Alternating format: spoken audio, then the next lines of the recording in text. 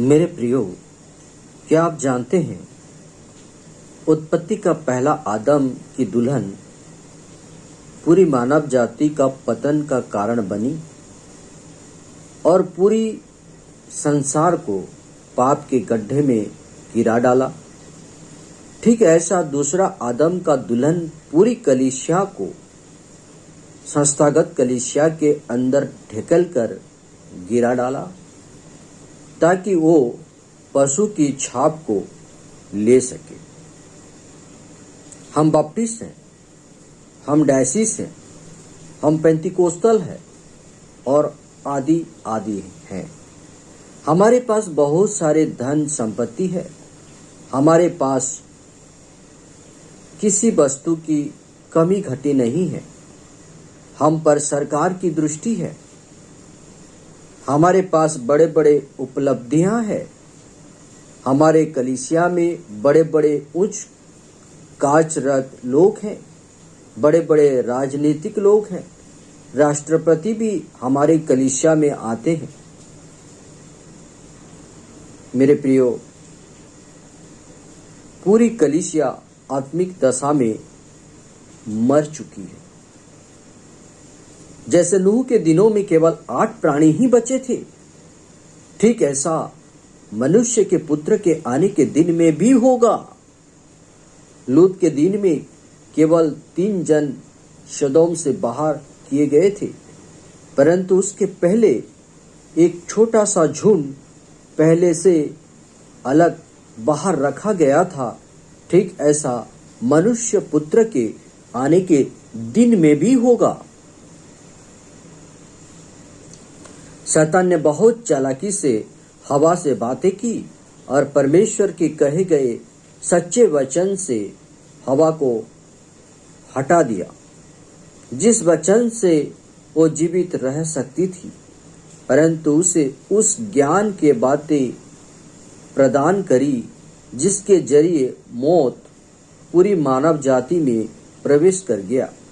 आज भी वही शैतान आज की कलीसिया को परमेश्वर के सच्चे वचन से दूर कर दिया।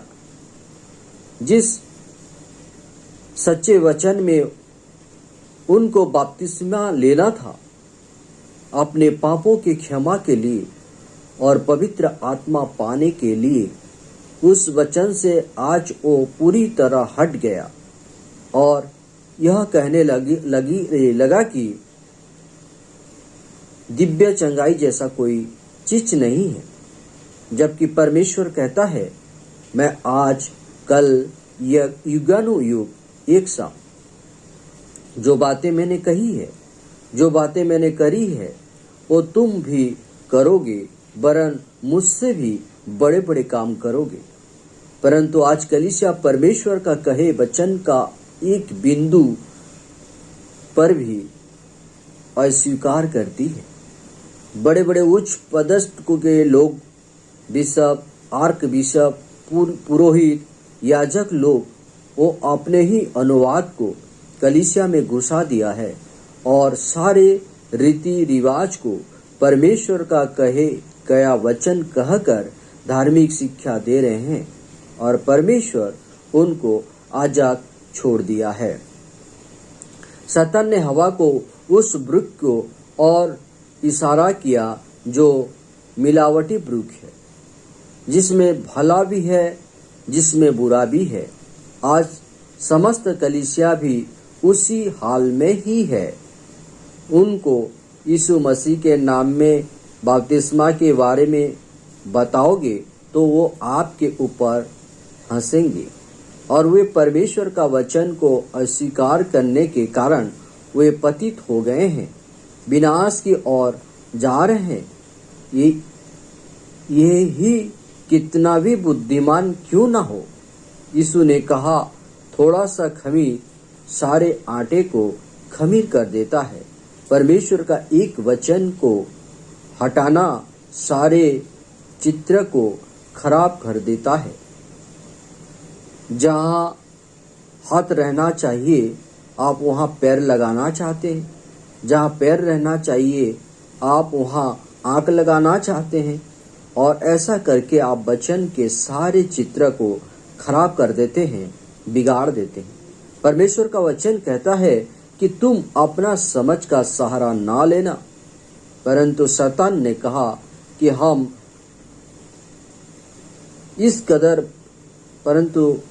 शैतान ने हवा को इस कदर बहकाया कि हवा अपना समझ का सहारा लिया और मानव जाति का पतन का कारण बना। नूह की समय के स्त्रियों अपना समझ का सहारा लिया।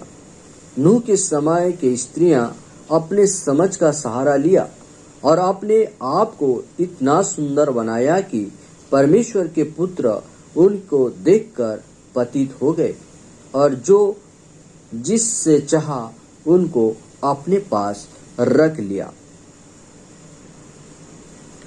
और आज शैतान ने उस नूह का युग को फिर से हमारे युग में लेकर आ गया है।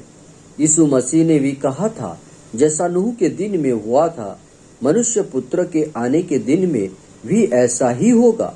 वो स्त्री अच्छी और सुंदर थी और आज भी इस अंत के दिनों में वे सुंदर होगी। वे आज सुंदर बनने के लिए अपने बाल कटा दिए, छोटे बच्चों का कपड़ा को खुद पहन लिए, आईब्रो को साइज करने लगे, ओठों में लिपस्टिक लगाने लगे, कान में बलिया पहनने लगे, हाथ में कंगन, पैरों में पायल पहनने लगे ताकि अपनों को सुंदर बनाए। अपने चेहरों में रंग लगाने लगे ताकि वो अपने को ऐसा बनाने की कोशिश कर रहे हैं जैसा वे है ही नहीं। वो इस ज्ञान के, इस तकनीक को शैतान के वैज्ञानिक पद्धति के द्वारा हासिल किए हैं।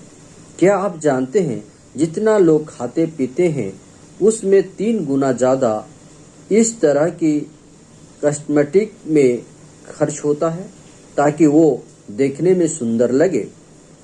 और उनकी यह सुंदरता परमेश्वर के पुत्रों को गिराने का कारण बनी, क्योंकि वे परमेश्वर के पुत्रियों को देखने के बजाय मनुष्य के पुत्रियों को देखना चाहे, क्योंकि वे देखने में बहुत सुंदर थी। और ऐसे स्त्री को लेकर वे अपने घर में रख ली और ऐसा करके एक व्यभिचार युग को लाया गया जैसा सदोम के दिन में था। आज पुरुष स्त्रियों को बदलते रहते हैं। अगर उनको पहली पत्नी पसंद नहीं आया तो उसको त्याग पत्र दे देते हैं और 15 मिनट में फिर से दूसरे स्त्री के साथ विवाह कर देते हैं। और स्त्री इतना सुंदर होती जा रही है, आप उसको भूल नहीं सकते। यह क्या है? यह है शैतान। शैतान आज भी अपनी सुंदरता को लेकर चल फिर रहा है और शैतान का उस सुंदर युग जो धरती पर था, जो सबसे दुष्ट युग था, परमेश्वर धरती पर से उस युग को, उस नूह का युग को धरती पर से मिटा डाला। और परमेश्वर ने कहा, मनुष्य के पुत्र के आने के दिन के पहले यह सुंदरता का युग फिर से दिखाई देगा। परमेश्वर के पुत्र ने इन मनुष्य के सुंदर पुत्रियों से विवाह कर लिया और परमेश्वर उनको कभी क्षमा नहीं किया। बालाम की शिक्षा पर ध्यान दे, जिसकी शिक्षा में बुद्धिमत्ता थी। और मोआब की वैज्ञानिक केमिकल से सजी वैज्ञानिक स्त्रियां पर ध्यान दे, जिनकी आंखें वैज्ञानिक रंगों से, पाउडर से जगमगा रही थी, जिनकी ओठों में लिपस्टिक की लालिमा झलक रही थी, जिनके बदन में इतनी सारे सुगंधित द्रव्य डाला गया था कि परमेश्वर के पुत्रों को अपने तरफ आकर्षित कर सके। और उन्होंने कहा, कोई बात नहीं, हम सब एक ही परिवार के हैं, एक ही वंशज के हैं, हम सब भाई बंधु हैं, इसलिए हम आपस में एक दूसरे के साथ विवाह करें। यह क्या है? यह शैतान का चालाकी थी। ताकि परमेश्वर के पुत्रों के साथ मनुष्य पुत्रियों का विवाह करवा डाले। यह शैतान का एक झूठा चालाकी था, क्योंकि बालाम एक झूठा भविष्यद्वक्ता था जिसने मूसा के विरुद्ध भविष्यवाणी करी थी, जिसने कहा था हम दोनों का परमेश्वर एक ही है, हमारा बलिदान एक समान है, हमारी वेदी एक समान है। शैतान का यह एक प्रयास था कि उनको भागी बनने ना दिया जाए, उनको आगे बढ़ने ना दिया जाए और वे व्यभिचार करके दोषी बन जाए। और इस अंत के समय की लौदीकिया अपने आप में नंगी पाई गई है, अपने को धनवान कहती है और संसार के साथ घुल मिल गई है, परंतु बाइबल कहती है तुम उसके पापों की भागीदार ना बनो और उसके विपत्ति के ग्रहण ना करो। एक दिन ऐसा आएगा कि 6 पाउंड का ओले बर्फ गिराया जाएगा और उसको नष्ट करेगा, उनको पथरवा करके मार डालेगा। बाइबल कहती है जो स्त्री बाल कटाती है वो अपने पति का अपमान करती है और उसका पति उसका सिर है और उसका पति का सिर परमेश्वर है। इसलिए जो स्त्री बाल कटाती है वो अपना पति का और परमेश्वर दोनों का अपमान करती है। जो स्त्री बाल कटाती है और अपने को सुंदर बनाती है उसका स्वामी शैतान है। और आज कलीसिया को देखिए, वे सब शैतान का सुंदरता को पकड़े रखे हैं, जिससे शैतान कलीसिया का स्वामी बन बैठा है। और सारे कलीसिया मिलकर एक महासभा करके पशु की छाप को ग्रहण करते हैं, उसको प्रणाम करते हैं। प्रकाशित वाक्य 13 अध्याय 6-8 पद में आप देख सकते हैं। क्या आपको पता है कैसा निम्रोद एक बड़ा नगर बाबुल को बनाया और छोटे छोटे नगर बसाया ताकि उसे चुंगी दे। बाबुल और बाबेल एक ही शब्द है, केवल नामों का परिवर्तन है। अब रोम बाबुल है और सारे संसार बाबुल में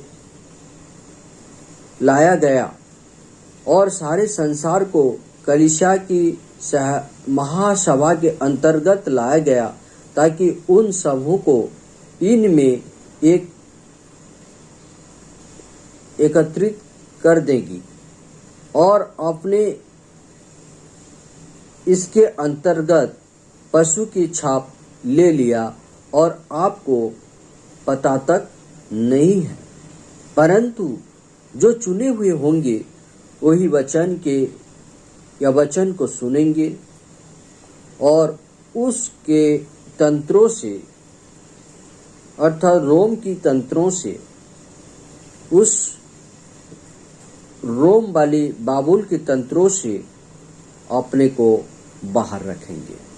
परमेश्वर छोटी सी वचन के जरिए आप सबको बहुतायत से आशीष प्रदान करें।